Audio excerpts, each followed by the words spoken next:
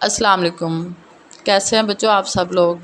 اچھا جناب، ہم لوگ مضمون کا پہلا حصہ کر چکے ہیں، فنی تعلیم ٹیکنیکل ایجوکیشن۔ آج ہم اس کا دوسرا حصہ کرنے جا رہے ہیں۔ پہلا حصہ ہمارا ادھر کلوز ہوا، سہولت پیدا کریں۔ اس کے بعد بیٹا بات ہوئی تھی کہ کیا ہم اس میں مزید ڈالیں گے، کیا ہوگا، کیسے بڑھے گا یہ، تو اب اس کو بڑھائیں۔ یہ آپ نے پیراگراف نوٹ کرنا ہے۔ جدید دور میں تکنیکی علم بڑا اہم کردار ادا کرتا ہے۔ یہ انجینئر، بلڈرز، ڈاکٹر اور تکنیکی ماہرین پیدا کر رہا ہے۔ اس سے فائدہ یہ ہو رہا ہے، یہ مادی اور اقتصادی ترقی کو فروغ دیتا ہے۔ اس سے اگلے پیراگراف میں ہے، فنی تعلیم کا مقصد جانا جائے تو وہ یہ ہے طلباء اور دوسرے لوگوں میں کچھ عملی اور میکینیکل فن سکھانا ہے۔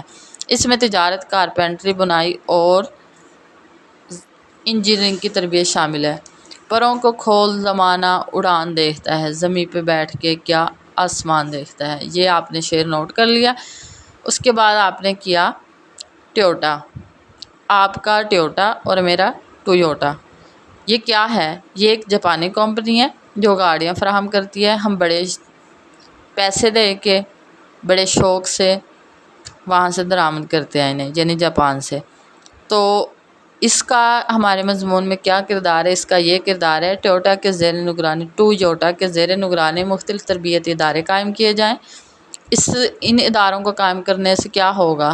ہم بیٹا اپنے ہی ملک میں مطلب کہ گاڑیاں بنانا سیکھ جائیں گے، پھر ہمیں کہیں سے منگوانے کی ضرورت نہیں پڑے گی۔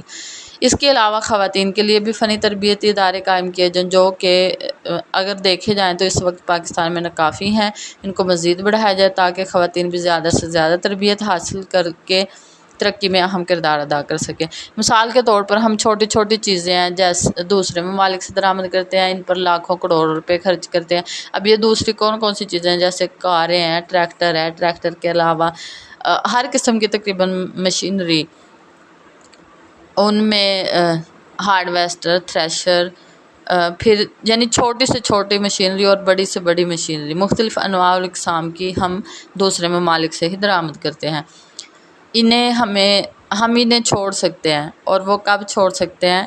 یہ والا نہ دیکھیں آپ درمیان میں، بس آپ یہاں پہ دیکھیں انواع و اقسام کی مشینری بھی ہم دوسرے ممالک سے منگواتے ہیں۔ تو اب ہم نے یہ نہیں اس میں دیکھنا۔ اس کے بعد یہ والا پیراگراف آئے گا، اگر ہم فنی تعلیم میں کامیابی حاصل کر لیں تو صنعتی انقلاب برپا ہو سکتا ہے۔ ضرورت اس چیز کی ہے کہ تمام تر مشینری اپنے ملک میں بنائی جائے۔ اس طرح ہم بہت سا زر مبادلہ، یعنی جو اتنے زیادہ پیسے ہیں نا، ان کو خرچ کرنے سے بھی بچ سکتے ہیں۔ شاعر اس پہ کہتا ہے، چلنے والے نکل گئے، جو ٹھہرے ذرا کچل گئے، یعنی جو لوگ نہیں کریں گے تو پھر وہ کچلے جائیں گے، جیسے اس وقت ہم لوگ اس کا شکار ہیں۔ اپنے ملک میں نہیں نہ بنا رہے ہیں تو پھر کیا ہے؟ ترقی پذیر ہیں، ترقی یافتہ تو ہو نہیں رہے۔ اب بکس کی طرف واپس آ جائیں۔ بک پہ آپ لوگوں نے نوٹ کرنا ہے، کیونکہ ہم دیکھتے ہیں جن ممالک نے فنی تعلیم کو از قسم، یعنی فنی تعلیمی قسم میں بتایا جا رہا ہے، چمڑا سازی، دھات سازی، زراعت، چوبکاری، ظروف سازی اور کپڑا سازی وغیرہ کی تعلیم کو اپنی عمومی تعلیم کا حصہ بنایا ہے اور اس پر بھرپور توجہ دی ہے، یقیناً انہوں نے معاشی ترقی میں شرح زیادہ حاصل کر لیا۔ اس سے اگلے پیراگراف میں ٹیکنیکل ایجوکیشن کسی بھی معاشرے کے معاشی استحکام کی ضامن ہے، یعنی وہ اس چیز کی ضمانت دیتی ہے کہ اب ان کی معاشی ترقی کو کوئی نہیں روکتا۔ لیکن ہم افسوس سے کہہ رہے ہیں کہ اس وقت پاکستان میں ٹیکنیکل ایجوکیشن کی جو شرح ہے وہ صرف اور صرف 6% ہے، جبکہ باقی ممالک میں 66% ہے، جسے 66 آپ کہتے ہیں۔ یہ کن ممالک میں جو ترقی یافتہ ہے؟ نوجوانوں کی فنی تعلیم سے آراستہ کرنے کے لیے، یعنی ان کو فنی تعلیم کی طرف راغب کرنے کے لیے، ان کو یہ ہنر دینے کے لیے حکومت کو چاہیے کہ پرائیویٹ سیکٹر کی شراکت سے جو کہ بے حد اہمیت کی حامل ہے، ہمارے ملک میں سرے دست کاری، یعنی اپنے ہاتھ سے پولی ٹیکنیک انسٹیٹیوٹ صرف جو کہ 30 ہیں، جبکہ پرائیویٹ سیکٹر کی یہ تعداد 3% سے بھی آگے بڑھ گئی ہے۔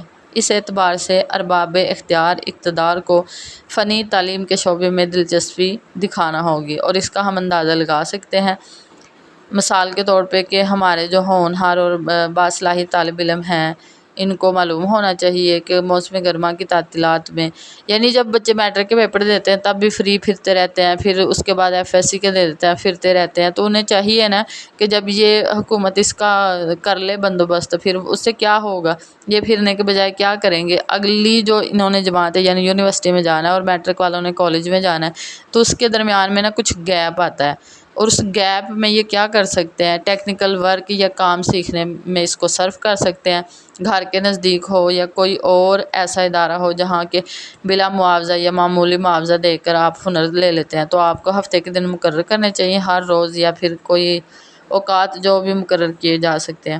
یہ چیز یقینی طور پر آپ کی عزت اور آبرو میں اضافے کا باعث بنے گی۔ میں نے آپ کو پہلے بھی کسی لیکچر کے دوران بتا چکی ہوں کہ بیرون ممالک میں ایسا نہیں ہوتا، وہ اپنے بچے کو پڑھنے کے ساتھ ساتھ تربیت بھی دے رہے ہوتے ہیں، ہنر کی تربیت، اور ہم کیا کرتے ہیں، ہم شاید میں پہلے ذکر کر چکی ہوں اس کا کہ ہم پہلے ڈگری کا لینے کا انتظار کرتے ہیں، اتنے سال اس میں صرف کرتے ہیں، پھر ہم چاہتے ہیں ہم جاتے ہی نہ بس بادشاہ کی کرسی پہ بیٹھ جائیں۔ بہرحال وہ اس وقت تو نہیں مل سکتی، کیا کریں، ایک ہی تو کرسی ہے۔ کسب کمال کن کے عزیزی جہاں شوئی، یعنی اگر آپ دنیا میں معزز بننا چاہتے ہیں تو کسی نہ کسی کام میں کمال حاصل کریں۔ اس کے بعد اس کا آخری پیراگراف یہ ہوگا، ہم بھی ترقی پذیر ممالک سے ترقی یافتہ ممالک کے صف میں شامل ہو سکتے ہیں اگر ہم فنی تعلیم کو شوق اور محنت سے سیکھنے میں وقت صرف کریں۔ بقول شاعر، افراد کے ہاتھوں میں ہے اقوام کی تقدیر، ہر فرد ہے ملت کے مقدر کا ستارہ۔